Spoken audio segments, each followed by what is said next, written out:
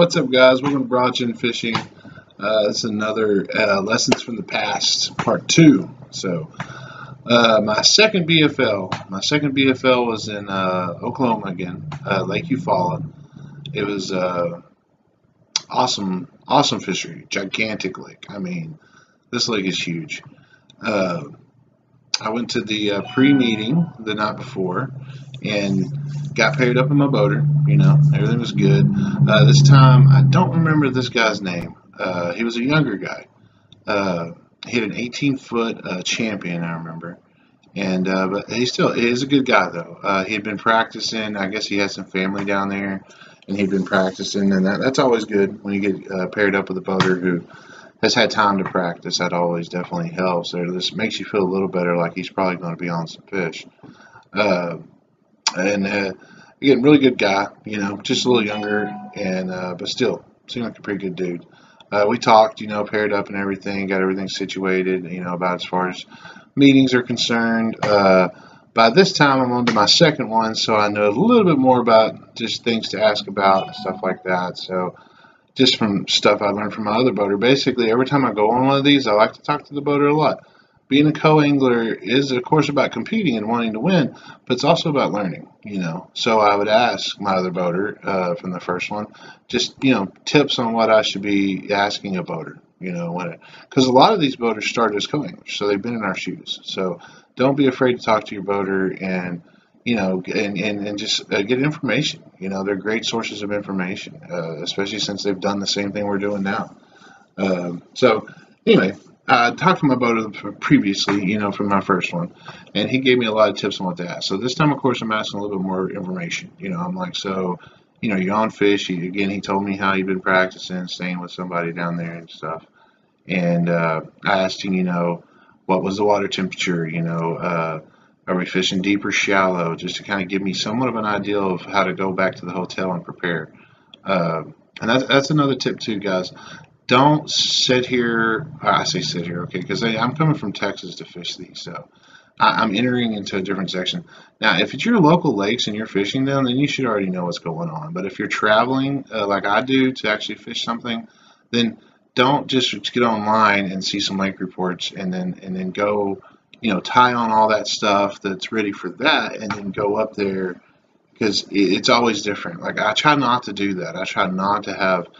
Now, I mean, I'm going into somewhat of a mindset, like, are they in the pre-spawn, post-spawn, spawn? Of course, you can go through those kinds of things, thinking, wait. But I try not to narrow it down too much until I actually get there and see what's really going on, because that's really bit me in the butt before, where I've had to change everything. And sometimes once you get that mindset, it's hard to hurry up and adapt. So I try to just stay free and stay open until I've talked to my boater, one, and two, drove to the lake myself and just looked around. What's the water clarity like? And just got a feel for what was happening. I like to get up there and just see it myself before I get stuck in some kind of mindset about what I'm going to do that day. So anyway, I asked a lot more appropriate questions this time. I knew a lot more about what to ask. Like I seen in the previous video, my first goal in the first one was just to catch a fish. I just didn't want a zero, This time I had a whole new mindset. This time I was like, I want 5. That was my whole goal. This was earlier in the year on this one, though. I'm sorry, it was actually later in the year on this one. It was probably in September, I think. It was one of the last ones of the Oklahoma season. And it was cooler weather. So anyway, I talked to my boater, we got hooked up about where we're going to meet, all that stuff. Next morning we wake up, I meet up with him, we get launched, we get boat checked, all that good stuff. And of course, another windy day. I mean, this one was worse than the first one. This one it had to be 20, 25 mile an hour gusts. I mean, it was ridiculous. And on Lake Eufaula, a big lake like that, you're talking 4-foot waves in some places. I mean, it was crazy. And anyway, so we took off, though, but it was the whole day was a bumpy ride. I felt beat up. But the main lessons here was when we took off, I had came prepared, what I thought was prepared anyway, I should say, but I was completely wrong. I came with, because I'm coming up from Texas, so I came with shorts, but then I also brought an insulated underwear top, and then also had another long sleeve shirt over that. And so I had a little bit of layering going on, up top. Still had shorts on, though, because we're talking 40, 5 degrees in the morning, 42. I didn't think it was going to be that bad, and I was very mistaken. So this is number one tip. You got to have the gear. That ended up being one of the worst tournaments I ever had. There other things went wrong too, like breakfast and stuff, but that'll be a whole nother video I'll do. But it just ended up being terrible. I mean, I was hungry, I was miserable. It was raining, kind of like a misty rain, And yeah, okay, it's 42, but when you take off and you're doing 60 across the water and you're on water, it's completely different. I mean, the wind chill alone and just being cooler by water, anyways, it was probably like 32, felt like, to me. I was shivering to the bone by the time we got to the first place we were going that day. And no matter how much you're wanting to grind, no matter how much you're into this and how hard you try, you can't fight hunger and cold. I'm sorry. I mean, finally, it gets so miserable and you're freezing. You don't want to do nothing but get warm and get some food. It's just and I wanted to grind. I wanted this, but I couldn't hardly do it. I'd get up and I was fishing, but it wasn't like I was really fishing. I wasn't paying attention. I was just thinking about how damn cold I was. Uh, I it, I ended up actually hooking into like a 3 pound smallmouth that day. That it's probably still morning. It wasn't quite afternoon yet. It's probably around 10 or 11 when I finally hooked into that. I yelled net twice. My boater, I know he heard me, but I think he thought it was still little or something. But then when it came up and flashed, and he saw, he was like, "Oh crap!" And then he finally grabbed it. By the time I got him up once, when he flashed, he ran again because his smallmouths are freaking crazy. And so then I pull him back toward again. This time my boater does have the net and he is ready. And then about a foot from the net, he just throws it. So of course my hook flies out, and that's not helping. So now I'm cold, hungry, lost a 3 pound smallmouth. I mean, things just aren't going my way. Uh, I ended up getting another at the same exact spot or same area anyway. I got hooked up again, and this felt like a good one again. I was like, all right, here we go. I told you net. And I felt like, this was going to be another, 3 pound. It had to be. I could just feel it. I mean, there's a log, and sure enough, I get it up and it's like a 3 or 4 pound channel cat. So I'm like, okay, yeah, this just ain't my day. Uh, we went on the rest of the day.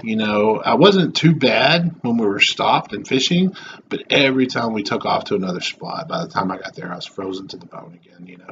And again, misting rain the whole time. So that's not helping. I'm like wet. Just makes everything colder. I mean, I'm still starving. It's just a mess of a tournament. I just messed a lot of stuff up in this tournament. I wasn't ready. I wasn't prepared. Gear wise, gear is so important. So that's the main tip here for this video is going to be all about gear. Okay, because you can't underestimate it. Don't think that just because it's something you're used to wearing around your house, it's not the same. You're going fast, man. You're flying, and that wind chill will eat you alive. It's just terrible. Miserable. I keep going back to that word because that's the only way I can describe it. It was just bad. I did go on though to catch like probably 15 bass that day, but none of them were keepers.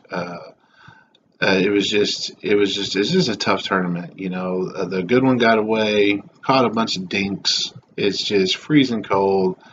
And man, by the time we got back to the way, I was so done. I was just done. All I wanted to do was take a hot shower at the hotel and eat. It was killing me. I know you're probably looking at me thinking, how could you be starving? But trust me, I was hungry, man. It was just bad. So, with that said, you got to get your gear together, okay? And I'm talking about serious gear, and it's going to cost some money, but it's worth it because you can't be miserable, especially in these early season, early and late season tournaments. It's super important. Don't underestimate that wind chill. Don't underestimate how cold it's going to be on that water because that was my worst mistake, and I learned so much from that day. I didn't weigh in one fish that day. But when I came home, I came away with tons of knowledge, though, just tons about what to do. And this is the learning process of the steep learning curve of being a co-angler for the first time and being on, again, like I had said in the other video, a real, quote, real bass boat. there's so much to learn, not only about just gear and stuff like that and not being miserable so you can actually focus on fishing, but also the fact that never being in a boat, I'm used to everything being the exact opposite. So basically my whole world gets switched around, and now I'm going from shallow to deep instead of from deep to shallow. I'm used to reeling in and getting higher and bringing it on up to avoid getting hung up fishing from the shore. When you're fishing from a boat, obviously that's completely different. Everything's different, and you're up higher too. You're higher than the fish, so that kind of throws you off too a little bit as far as your technique goes.